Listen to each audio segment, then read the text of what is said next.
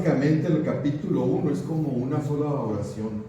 Prácticamente hazte cuenta que Pablo se emocionó tanto y empezó a escribir, casi ni puso comas ni puntos, hasta que llegó al capítulo 2, ¿no? Entonces es todo corrido y es difícil en el griego y en el idioma original sacar lo que Pablo estaba diciendo. Por eso hemos ido muy despacio desglosando casi cada versículo. Entonces básicamente lo que estamos viendo en el capítulo 1 es Pablo quiere demostrarle a nosotros y que entendamos qué bendecidos somos. Y el día de hoy, del versículo 8 al 14, realmente lo titulamos así: los hijos de Dios somos tan bendecidos. Y ahorita lo vamos a desglosar esos puntos porque a mí no me gusta que la gente diga: ay, qué bonito el sermón del pastor Brian, qué bonito el sermón del pastor Josimar. Creo que los sermones no son bonitos, ¿no? O sea, son ilustrativos, exhortativos, poderosos, pero bonitos son raros. Pues sabes que este sí está bonito, y no porque lo voy a predicar yo, sino por lo que dice. Está muy bonito, la verdad que sí. Entonces aquí va en contra de lo que yo estoy diciendo, ¿verdad? En una ocasión, casi todo el mundo sabe quién es el pastor MacArthur. En una ocasión el pastor MacArthur lo invitaron a un campamento de jóvenes. Entonces dice que llegó el primer día y estaba ya todos los jóvenes, pues se iban bien padre, jugando y todo, y vio un joven que se aislaba. Y lo vio y pues todo el día apartado, así. Y el segundo día dijo, se acercó a él y lo vio que tenía un brazo y una pierna, puede ser la expresión, pues tullido, discapacitado, pero de una pierna y un brazo, imagínate. Entonces se sentó con él y se presentó: soy fulanito de tal. Y el joven así, pues a esos que no te regresan la pelota, ¿no? Que estás sacando plática. Entonces, bueno, entonces siguió conversando con el MacArthur y en eso le dice: ¿ya vio cómo me tiene Dios? Esa fue la expresión del muchacho. Fíjate, joven y ya con cierto sentido de amargura, ¿no? ¿Ya vio cómo me tiene Dios? Entonces dice MacArthur, bien sabio, lo que hace cada quien: pero ese no eres tú, le dijo. Eso no eres tú. ¿Cómo que no soy yo? Claro que no. Esa es una habitación temporal. Eso no vas aquí, eso se va a acabar, me dice. Si tú crees en Cristo, allá tienes otro tipo de cosas que te esperan. Obviamente ya, pues en los días consecuentes le predicó el evangelio, bla, bla, bla, y se sale el chaval, se sale el muchacho. Mira, le cambió la actitud y se puso a jugar ping-pong con MacArthur, un discapacitado de pierna y brazo, imagínate. Cambió el muchacho, porque entendió que lo que está sucediendo aquí realmente no es relevante comparado con lo de allá. No sé si me explico.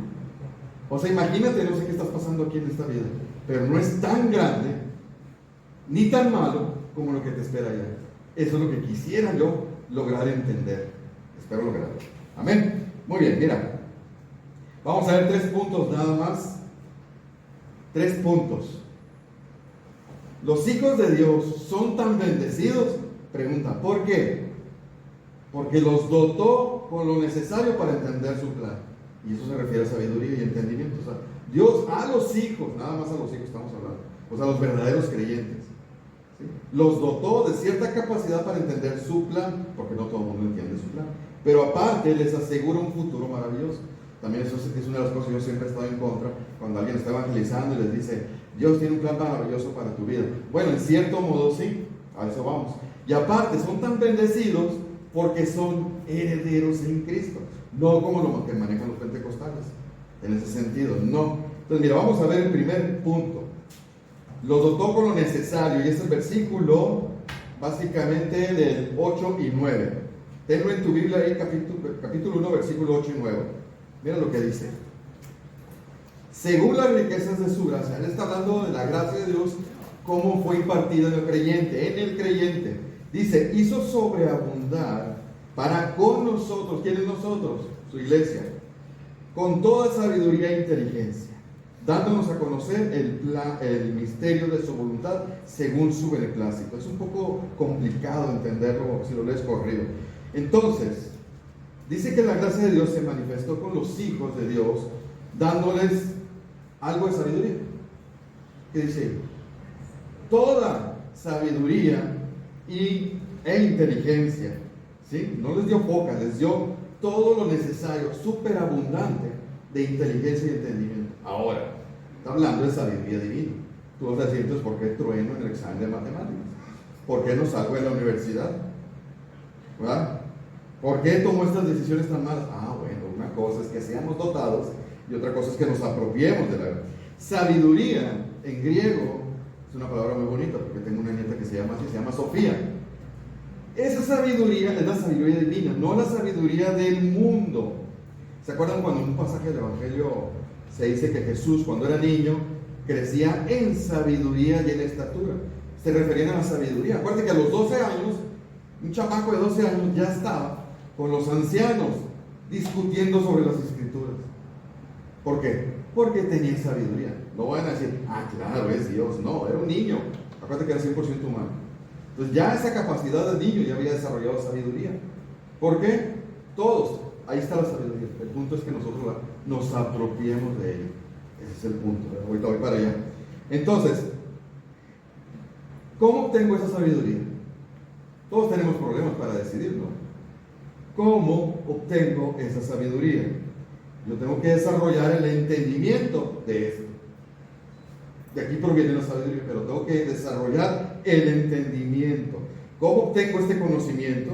Por medio de las escrituras. ¿Cómo? Profundizando y estudiando, fíjate lo que voy a decir, libros basados en la escritura, pero por buenos autores. Como siempre he repetido, yo tuve una librería cristiana, ¿y sabes por qué la cerré? Bueno, por muchas razones, pero una de las razones, ¿sabes por qué la cerré? Porque no es negocio tener una librería cristiana de libros sanos. ¿Se entendió lo que dije? La gente iba y me decía, ¿por qué no me pides el libro de Benny Hinn? ¿Por qué no me pides este libro de Dante Gebel? Porque es basura, les decía. No te lo puedo pedir. Obviamente no se lo decía así, porque se ofendía a la gente, se lo decía con otras palabras, pero no podía vender ese tipo de literatura, porque es basura. ¿Por qué no pide estos CDs? Porque en ese tiempo eran CDs. Porque eran basura. Entonces yo vendía libros buenos que duraban años ahí en el estante. No se vendían. Los bajaba de precio y no se vendían. ¿Por qué? Porque a la gente no le interesa leer libros sanos.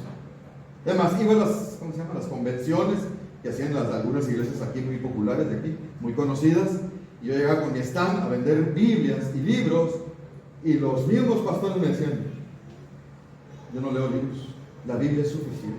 No es cierto. ¿Por qué no es cierto?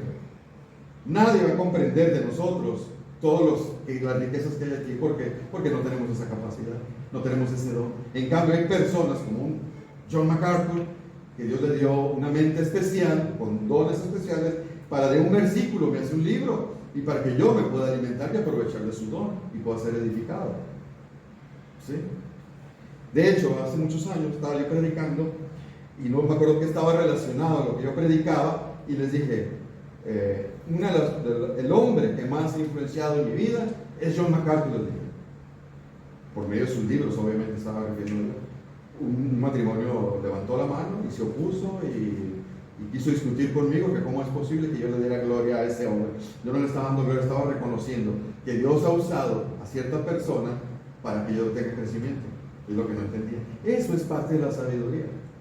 Los hombres más sabios, espiritualmente hablando, usan libros y la Biblia. ¿Cómo van a entender el idioma hebreo en griego si no se van a los libros que enseñan griego y hebreo? ¿Cómo van a saber la cultura si no leen comentarios? Tienen que leer libros la gente, ni modo, ¿verdad?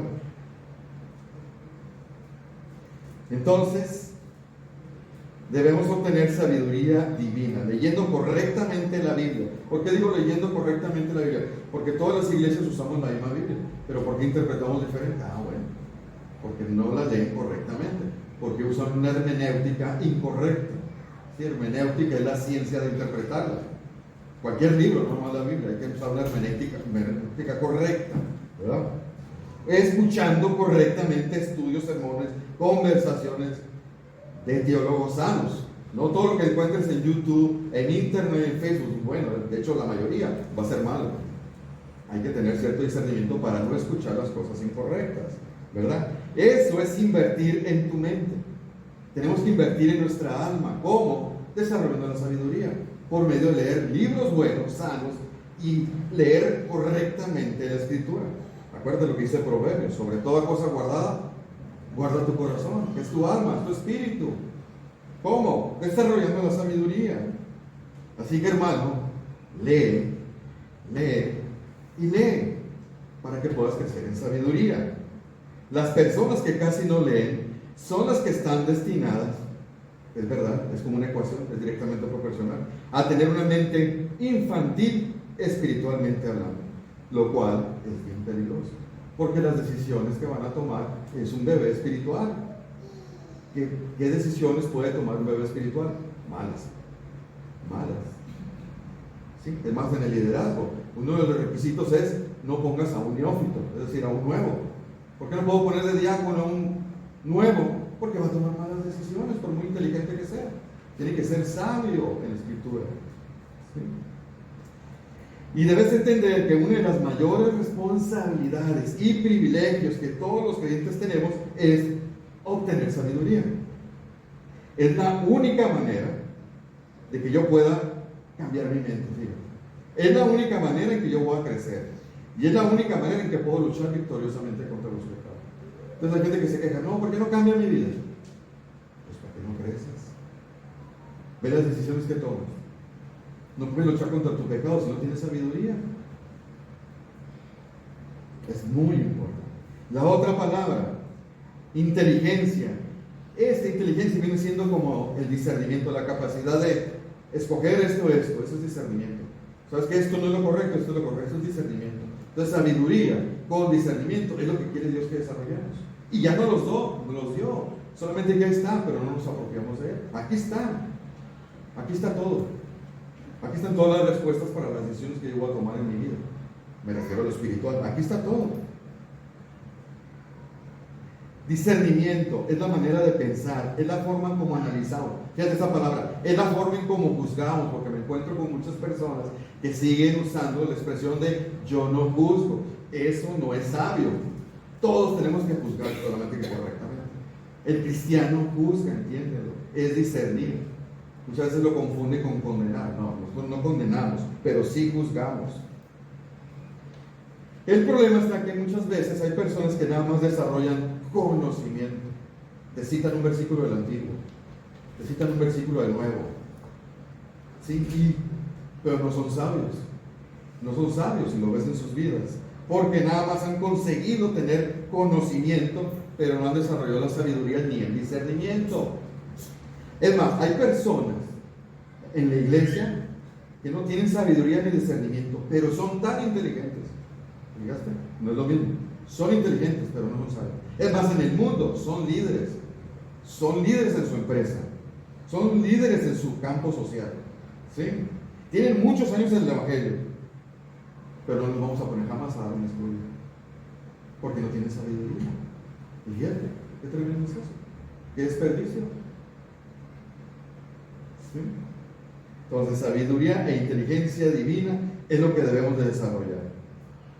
Ahora, mucha gente adquiere conocimiento y sabe mucho de Dios, pero no tiene una relación más grande con Dios.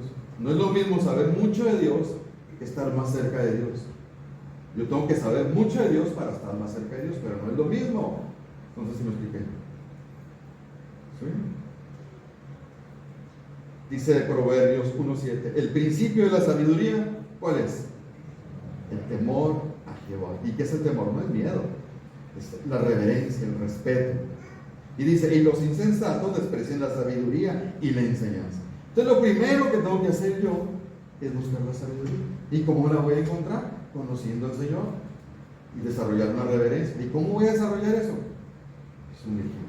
Es un círculo. Dice que la sabiduría clama en las calles. Dios grita su sabiduría, pero nosotros nos volteamos porque no es divertido. Me aburre la sabiduría.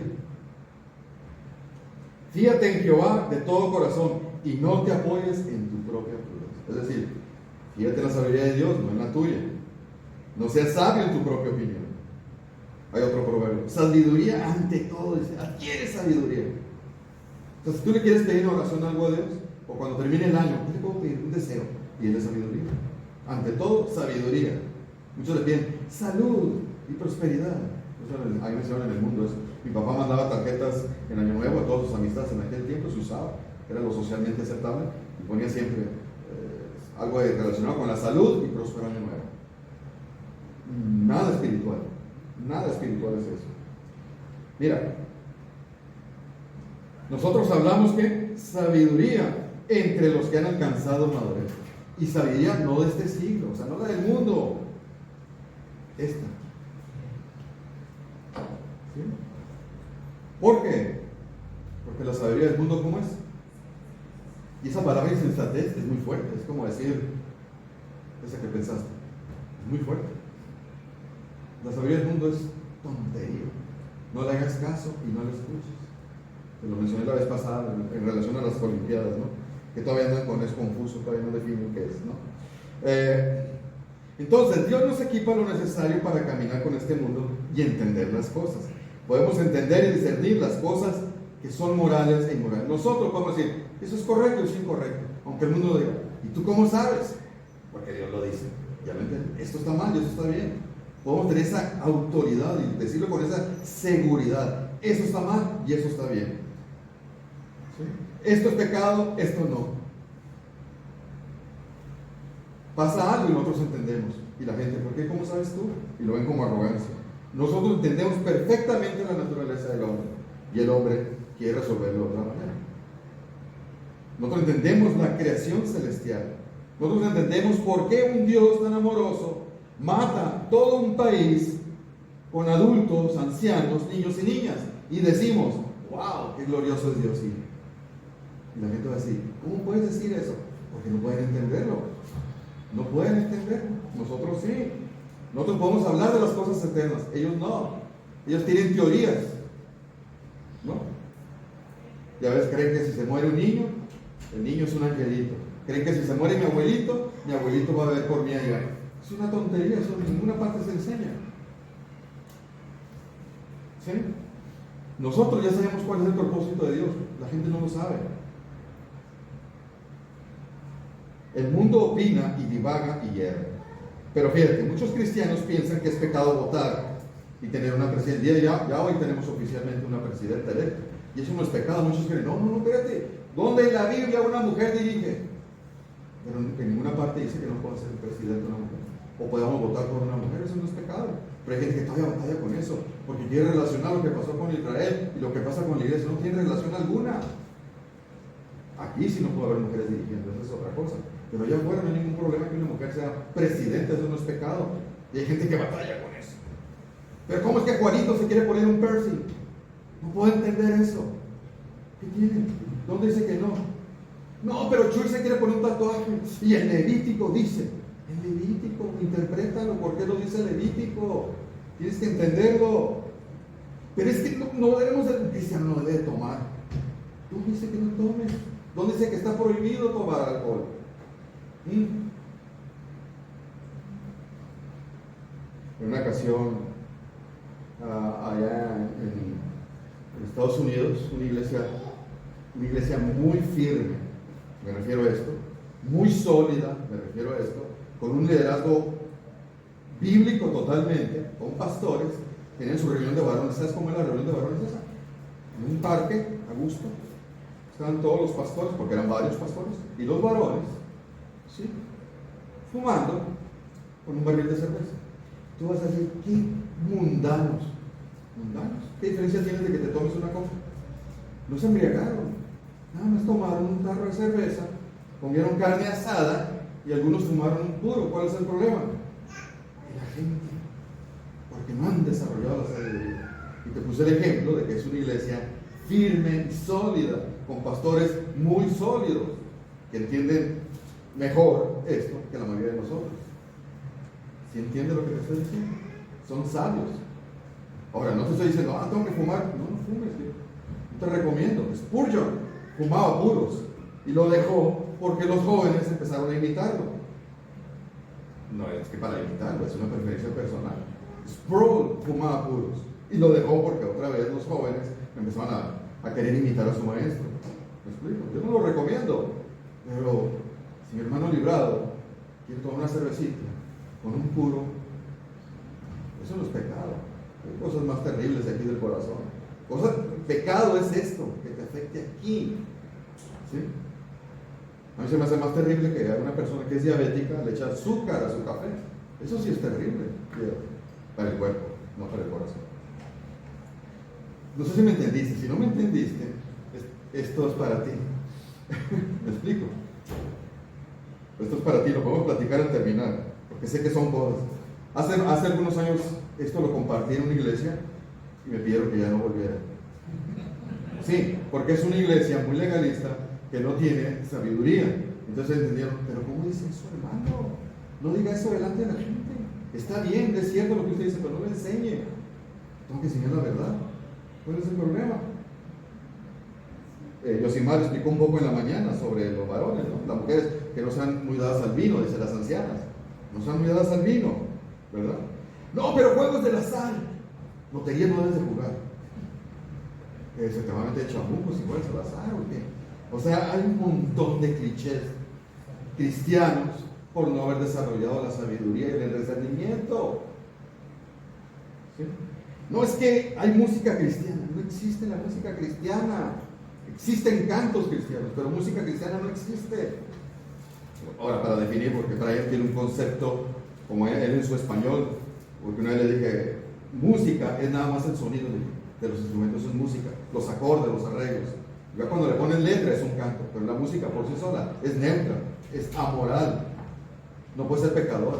Aunque a ti te digan, no, es que no me gusta la música del rap o del hip hop, no sé, de otro género rápido, porque se me olvidaron. ¿Sí? Entonces, es importante desarrollar la sabiduría y el discernimiento para saber juzgar correctamente. ¿Sí? Dice Hebreos 5:14, el alimento sólido, se refiere a esto, el alimento sólido, esto que estoy diciendo ahorita, es alimento sólido, es solo para los que han alcanzado madurez, ¿verdad? Para los que por el uso tienen los sentidos ejercitados en el discernimiento del bien y el mal. Porque los desarrollan, empiezan a meditar, van a la escritura y entienden esto que acabo de decir. Yo cuando recién llegué a Cristo, me acuerdo que me invitaban a una comida, varios hermanos que eran liderazgo, y sacan la botella de vino. Y mi hijo estaba chiquito, estaban todos los niños chiquitos, y yo casi me rasgo los vestiduras. ¿Cómo es posible? Vino tinto, y los niños nos van a ver. Y yo no tomé. Era un bebé, no sabía. Dice que Corintios, que nosotros tenemos la mente de Cristo. ¿Qué significa eso? ¿Qué significa? ¿Por qué Pablo dice que nosotros, los cristianos, tenemos la mente de Cristo? ¿Qué es esto? Los que han entendido y se han apropiado de este conocimiento. Y entonces ellos toman todas las decisiones en base a esto. Es la mente de Cristo. Aquí está la mente de Cristo. Ya nos apropiamos de ella, dice Pablo. Mira, otro aspecto importante. Según las riquezas de su gracia, que hizo sobreabundar con nosotros en toda sabiduría e inteligencia, dándonos a conocer el misterio de su voluntad según su misterio. ¿Cuál misterio? ¿Cuál misterio? ¿De qué está hablando Pablo aquí? ¿Qué es misterio? ¿Qué es beneplácito? Su buena voluntad. Lo quiso hacer porque le dio la gana, vamos a decirlo de esta manera, ¿no? Pero ¿qué es un misterio? Hace muchos años se me acercaron, creo que ya lo platiqué, no sé si era hermano o no, y me dijo, hermano, ya sabe cuál es el misterio de Pablo. ¿Cuál? Que el Espíritu Santo es mujer, me dice yo. ¿Qué? Sí, por eso es el Padre, el Hijo y la Madre. Y yo, acá, ¿ven la novedad? Es una secta muy famosa que hasta pagaba un canal, un programa en la televisión y mucha gente, seguidores, ¿no? Terrible, terrible. Misterio en el Nuevo Testamento es una verdad que estaba oculta en el Antiguo y no la habían comprendido y Dios la revela en el Nuevo, es todo. Eso es misterio. Por ejemplo, la iglesia era un misterio. No fue revelada hasta el Nuevo Testamento, pero ya se mencionaba algo en el Antiguo, pero no lo podían ver porque era un misterio. Y Pablo y Pedro la revelaron en el Nuevo Testamento. Eso es un misterio, vaya. Pero aquí está otro misterio. ¿Cuál es ese misterio? ¿Cuál es ese misterio? Bueno, ese es en el punto 2. 9 al 11, mira lo que dice. Nos asegura un futuro, a los hijos de Dios nos asegura un futuro maravilloso. ¿Cuál? El que había propuesto en sí mismo de reunir todas las cosas en Cristo en la dispensación del cumplimiento de los tiempos, así lo que está en los cielos como está en la tierra. ¿A poco no está complicado entenderlo? No, para mí está complicado, ¿verdad? Más en la Reina Valera. Imagínate en el griego la oración tan larguísima que hizo Pablo para poder entender. ¿Y qué significa eso? Lo que se había propuesto en sí mismo de reunir todas las cosas en Cristo en la dispensación del cumplimiento de los tiempos. ¿Qué quiere decir todo eso? Bueno, primero recuerda que ya nos dotó de la sabiduría e entendimiento. Aquí está, y yo tengo la gracia. Nada más necesito sumergirme, es todo lo que tengo que hacer y ponerlo en práctica y se me va a dar la sabiduría. Se me va a dar, ¿sí? Entonces, ¿cuál es este misterio? Si ya tengo toda la sabiduría para poder comprender ese misterio y ese plan que Él tiene ahí, ¿cuál es? El de reunir todas las cosas en Cristo. ¿Sí? De reunir. Mira, te lo voy a parafrasear en palabras de uno. Ese versículo 10, básicamente. Te lo voy a decir. En cierto momento del tiempo establecido por Dios, en su agenda, pues, Él ha decidido someter todo lo que existe en el universo, espiritual, no espiritual, material y no material, en la creación a los pies de Cristo. ¿Eso qué significa? Esa frase de Pablo, del versículo 10, ¿qué significa? Que en cierto momento, ese es el misterio que ya se le reveló a la iglesia, que va a haber un momento que el Padre ya decidió cuándo, agendado, que todo lo va a poner a los pies de Cristo. Ahorita simbólicamente reina Cristo, pero en realidad no está reinando Cristo, sino ve el caos que hay, porque hay narcomantas, porque pasa todo lo que pasa, porque no está reinando en realidad todavía, pero hay un momento que ya está agendado y se va a cumplir, y ese es el misterio que nos ha revelado a nosotros. ¿Y eso qué sirve? Pues que hay un futuro, ahorita vas a ver. Dentro de ese misterio estamos incluidos nosotros. En ese misterio hay un futuro maravilloso para nosotros, los creyentes, los hijos de Dios nada más. ¿Cuándo? En la dispensación del cumplimiento del tiempo. Vamos a calentar el titular. ¿Qué significa?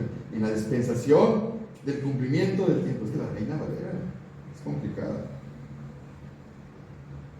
Dispensación es administración, mayordomía, plan.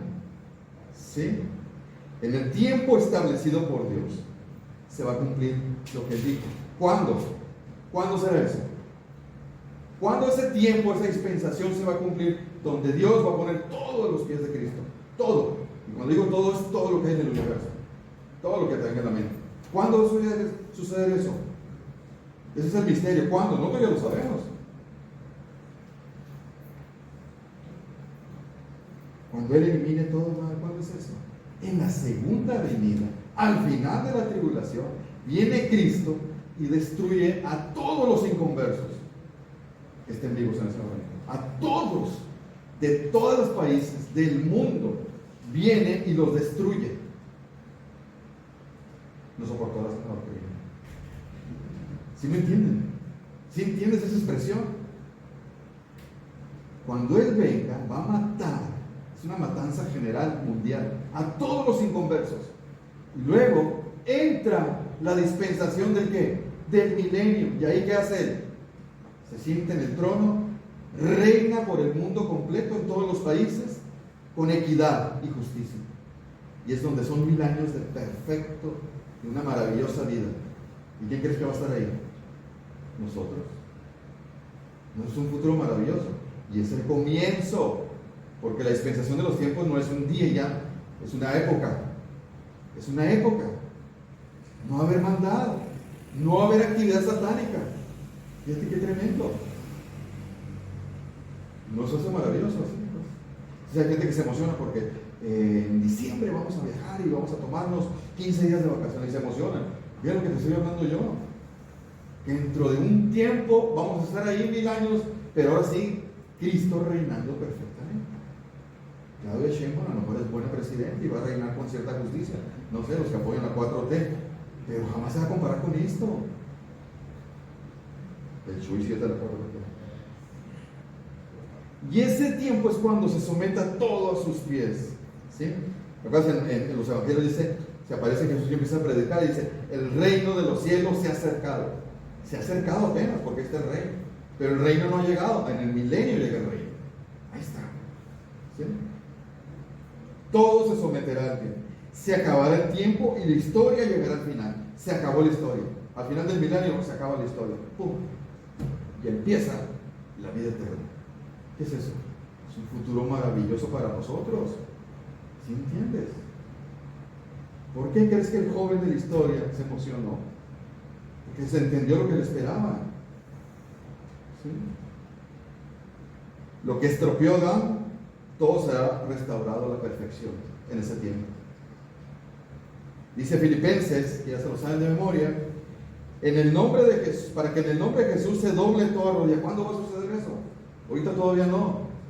¿Cuándo se va a someter todas las personas? Todos es todo en el milenio. De los que están en los cielos, está hablando de los seres espirituales, ángeles, y en la tierra, y debajo de la tierra, y que toda lengua confiese que Jesucristo, esa palabra, señores, amo, van a confesar, ciertamente Él es el amo. Porque lo van a reconocer, ahorita no lo reconoce la gente. Mira, ya es desde el Antiguo Testamento se decía. Mira lo que dice el Padre, ¿lo puse o no lo puse? Pídeme y te daré, es el Padre hablando al Hijo, pídeme y te daré por herencia a las naciones, y como posesión tuya los confines de la tierra. Los quebrantarás con vara de hierro, y como vasijas de alfarero los vas a desmenuzar. ¿Cuándo será eso? En la segunda venida. Ya estaba profetizado, pero no lo entendían, ese misterio. ¿Sí? Nos asegura un futuro maravilloso. Mira lo que dice al final de Apocalipsis.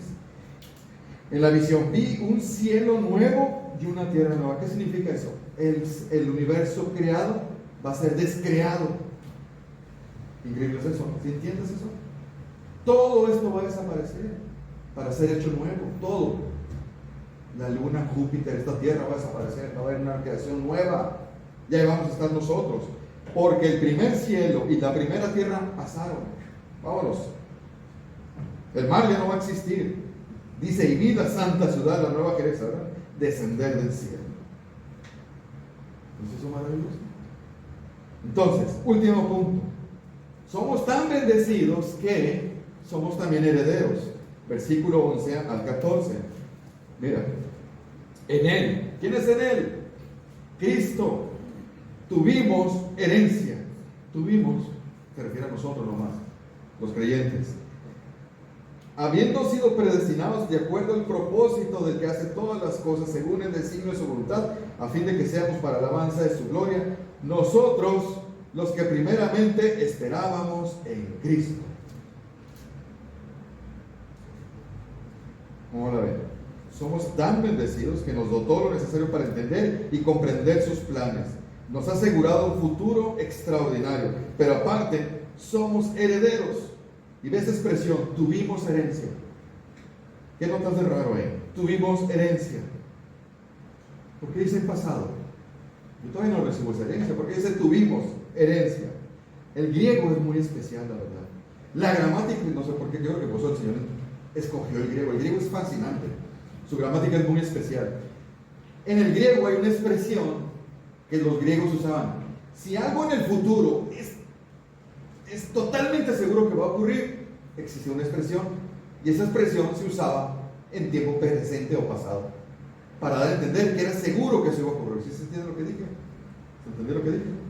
No voy a decir qué palabra es en griego porque es ekleroteme, es complicadísima la palabra, pero esa expresión se usaba para los griegos para decir eso que va a suceder en el futuro. Como es tan seguro, lo escribo en griego, pero en tiempo presente o pasado, como dando, es un hecho que se va a suceder. ¿Sí entiendes? Por eso Pablo lo usa. Tuvimos herencia, porque es un hecho consumado que se va a hacer. Es más, por ejemplo en Efesios 2:6 dice, nos hizo sentar en lugares celestiales. Nos hizo, yo todavía no estoy allá. Pero ¿por qué dice nos hizo sentar si yo estoy aquí? Porque esa misma expresión es tan segura que lo manejo como algo ya hecho. Eso es lo único que quiere dar a entender Pablo. La confianza, la seguridad. Y esta herencia, ¿cómo empezó? Como empezamos en Efesios 1:3, que fuimos predestinados, que fuimos elegidos, que fuimos escogidos, que fuimos adoptados y que fuimos redimidos. Ahí empezó la herencia en nosotros, ¿verdad? Pero hay cosas por venir. Por ejemplo, Pedro dice, 2 de Pedro 1:3, se los leo, dice, todas las cosas que pertenecen a la vida y a la piedad nos han sido dadas por su divino poder mediante el conocimiento. O sea, todo lo que yo ocupo para vivir aquí como Dios manda, ya me fue dado. Dice, entonces, ¿por qué tenemos tantos problemas? Ah, porque no lo estás usando bien. Es todo, por mi pecado. Pero todo lo que yo ocupo ya me lo dio Dios. Es parte de la herencia, fíjate. Ya la recibí aquí. Y mira qué maravilloso este versículo. Todas las promesas en Dios son en Él sí y amén. Amén, acuérdate que es así sea. Todas las promesas. ¿No es eso maravilloso? Ahora, no sé si observaste ahorita que leímos, ¿qué notas de raro ahí? A fin de que seamos para alabanza de su gloria. Y luego dice, nosotros, los que primeramente estábamos en Cristo, y en Él también ustedes. Me está hablando de dos grupos aquí. ¿Qué sucede aquí? Pablo está hablando de dos grupos. ¿Quiénes son? Nosotros, los que primeramente esperábamos en Cristo. ¿Quiénes son los primeros en tener conocimiento del Mesías? Los judíos. Pero estos judíos que se convirtieron en el cristianismo, que fueron salvos, se está refiriendo a Él. Nosotros. Y luego que se refiere, y en Él también ustedes, la iglesia, los gentiles. Está hablando de los dos grupos. Esa era otra parte del misterio, que la iglesia está comprendida. Acuérdate, en una sinagoga nada más entraba un judío. Si tú entrabas ahí, te daban cuello. ¿No? Eran muy celosos, a menos que era un prosélito de los judíos, que te has convertido y cumplido con toda su religiosidad, te permitirían entrar. Pero nadie podía entrar a una sinagoga, ¿no? Entonces en la iglesia, cualquiera. Eso es parte del misterio. Por eso los judíos les molestaba tanto las expresiones de Jesús, pues, porque Él tenía cabida para los gentiles. Acuérdate que comía con pecadores y decían ellos, ¿cómo es posible que este hombre hace eso? Pues es el misterio de la iglesia, que está abierta para todos. Ese es el evangelio, ese es el centro del evangelio, ¿verdad? Es parte del misterio. Muy bien, continuando, ¿te fijas cómo es continuo esto de Pablo? Vean, entonces, tanto judíos cristianos como gentiles cristianos, ¿qué pasa? Habiendo oído la palabra de verdad, el evangelio de vuestra salvación, y habiendo creído en él. A ver, hay dos gerundios, son gerundios, oído y creído. ¿Sí? El otro día platicaba a un hermano, se le salió creer, me imagino que pensaba bien, pero lo expresó mal. Dice, no, es que en el Antiguo Testamento la gente se salvaba diferente, y en el Nuevo Testamento se salvan de otra manera. Y yo, espérate, estás mal, le digo. La salvación siempre ha sido por fe, no cambia, y por gracia. Eso no cambia en el Antiguo y en el Nuevo, no cambia absolutamente nada. Solamente que en el Antiguo volteaban para allá. Aquí va a estar en la cruz un Mesías, no sabían quién era otro misterio. Y nosotros ya volteamos para atrás y ya sabemos que ese de la cruz es Jesús. Esa es la única diferencia. Pero la salvación es la misma, tienes que tener fe en ese que estaba en la cruz. Es todo la diferencia. Pero mira, para poder salvar a la gente, ¿qué necesita? ¿Qué dice el primer verbo? Oír. Romanos 10:17, ¿cómo es? La fe viene por el oír la palabra de Dios. ¿Sí? ¿Y cuál es la palabra de verdad? ¿Cuál es la palabra de Dios? Esta, la revelada en las Escrituras. Y más específicamente, el Evangelio. Y más específicamente, el bíblico, porque todo esto se distorsiona. Esta es la clave para que la gente cambie. No ir con psicólogos, no ir con psiquiatras, no ir con mi papá que tiene mucha experiencia. No, esto es lo único que cambia a la gente. Esto es lo único que cambia a la gente. ¿Sí? Pero no es suficiente con oírlo. ¿Qué tiene que pasar? Habiendo creído. ¿Sí? O sea, no solamente lo tengo que oír, lo tengo que entender y lo tengo que creer. Si no, no pasa absolutamente. Esto no es mágico. Esto no es mágico. No sirve de nada si yo lo escucho, pero no lo entiendo, y menos si no lo creo. No pasa absolutamente nada. Además, si pasa algo muy malo, trae condenación. A mayor luz, mayor condenación. Una persona, entre más escucha y más renuente es, más condenación va a haber para esa persona. ¿Sí? ¿Se acuerdan con Jerusalén? Con Capernaum, ¿cómo los amonestó? Sodoma y Gomorra, si yo hubiera hecho todos los milagros y todo lo que dije, a Sodoma y Gomorra estaría de pie, les dijo Jesús. Ustedes van a tener más condenación allá que Sodoma y Gomorra, imagínate. ¿Por qué? Porque no creyeron en los milagros que hizo Jesús y no entendieron todas las palabras que él dijo. Así de grave y peligroso es. Mira, está. Es poder de Dios para salvación. ¿Para quién? al que cree. Al que cree nada más. ¿Verdad? Entonces, mira, en el momento en que una persona cree en el Evangelio verdadero, ¿sabes qué sucede? Es un milagro cósmico. Un milagro más grande, cambia el corazón. Esa persona es salva inmediatamente. Y en ese momento se convierte en heredera, ya automáticamente. No tiene que ir con un notario, ya es heredera. ¿Sí? Ahora, en el mundo secular es terrible confiar en las promesas de alguien. No sé si puedes confiar.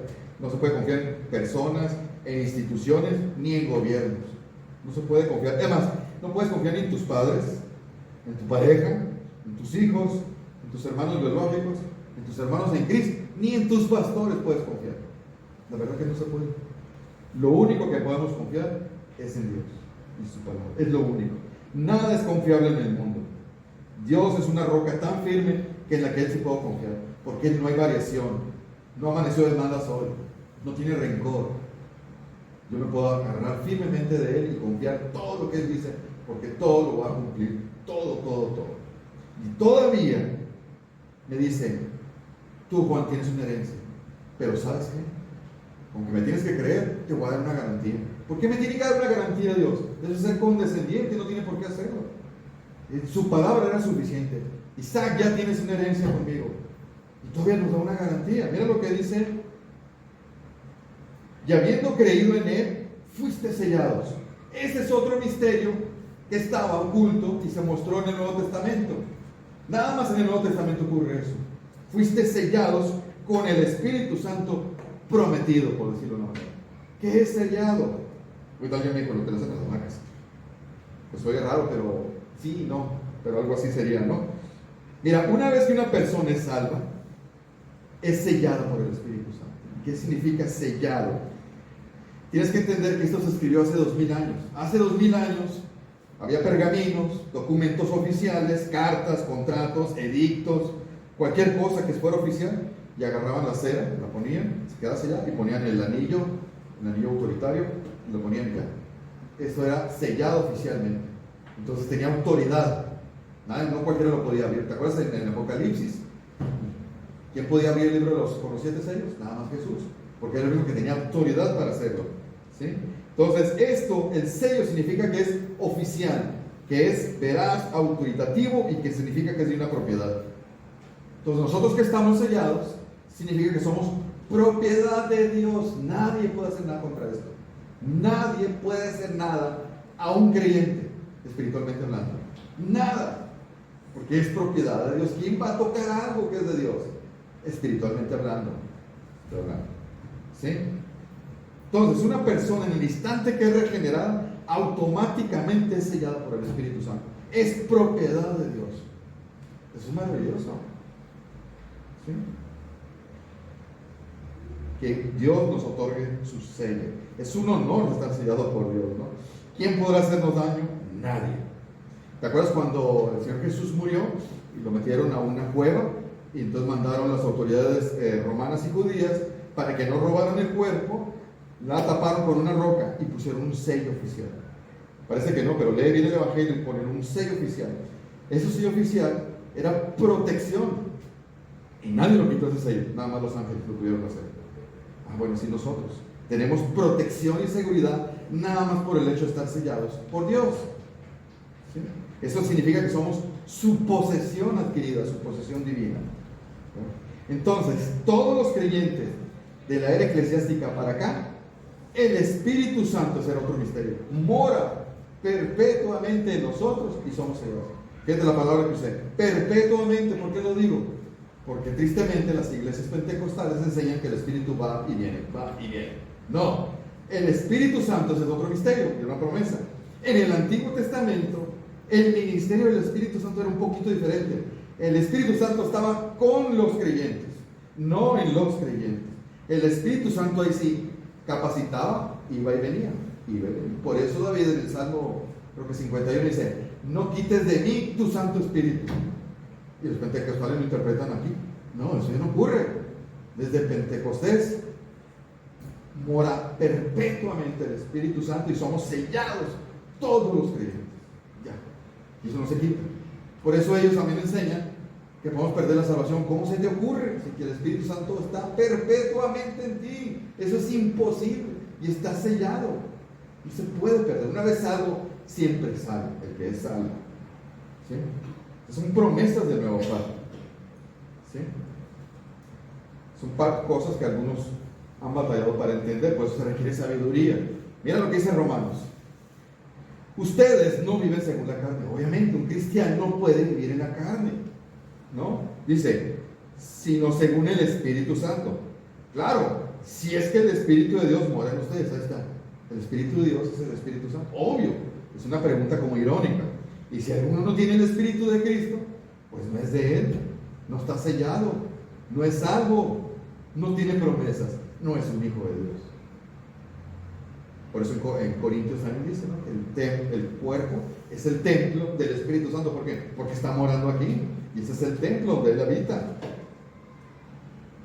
¿Estamos? Ahora, te dije, en cuanto tú crees, has creído, has oído el Evangelio y crees, el Espíritu Santo viene a morar perpetuamente en ti. En ese momento eres sellado con el Espíritu Santo, que es las arras, dice. No sé si lo puse, ahí está. Las arras, de esa palabra no la usamos nosotros. En el griego significa anticipo, el primer pago, una garantía. O sea, significa que eso primero que se dio garantiza que el resto se va a dar. Así de fácil. Entonces Dios te está diciendo, mira, mi garantía es que te doy el Espíritu Santo, mora en ti, porque viene algo mejor. Esa es la garantía. Lo vas a recibir. Por eso somos herederos. Y una de las garantías de lo que vamos a recibir, ¿qué es? Un cuerpo glorificado y resucitado. Por eso este joven de la anécdota al principio se emocionó tanto. Obvio. ¿Sí?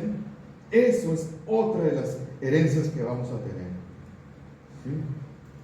Un cuerpo totalmente redimido. Una nueva ciudad, una nueva tierra, un nuevo universo, rodeado de gente perfecta, con un cuerpo que no envejece, que no se cansa, que no se enferma. Es imposible que ese cuerpo pueda pecar. No era como el de Adán y Eva, que eran perfectos, pero ahí sí existía el libre albedrío. Ellos podían decidir pecar, que lo hicieron, o no pecar. Cuando estemos con el Señor redimidos es imposible. No va a existir eso. O sea, ¿no es maravilloso eso? Pues es parte de toda la herencia que vamos a tener, que está prometida.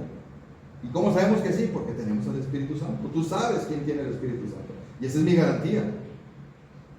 No podemos dudar jamás de las palabras y de las promesas de Dios. Continuando. Hasta la redención. El plan de salvación que es la posesión de Dios. ¿Sí? ¿Cuándo va a ser eso? Pues al final de los tiempos. Ahí va a ser. Acuérdate que la salvación es todo un paquete. Fuiste predestinado, elegido, redimido, escogido, llamado, santificado, glorificado, y se acabó. No, hasta esa parte. Hasta la redención, el plan de salvación sea culminado. ¿Cuándo? En la resurrección de nuestro cuerpo. Cuando ya vivamos en la nueva Jerusalén. ¡Fum! Se acabó. Ahí está todo eso. Todo eso es la posesión adquirida de Dios.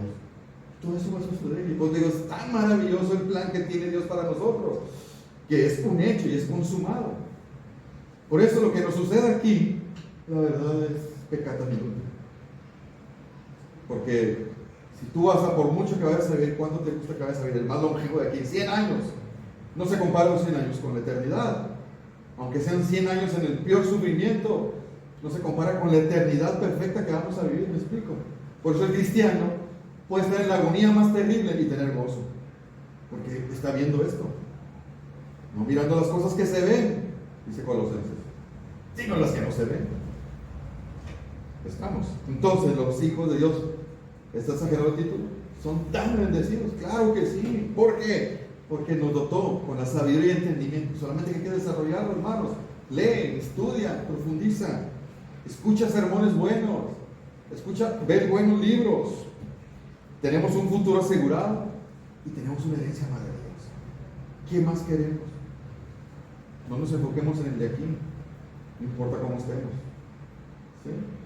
Amén.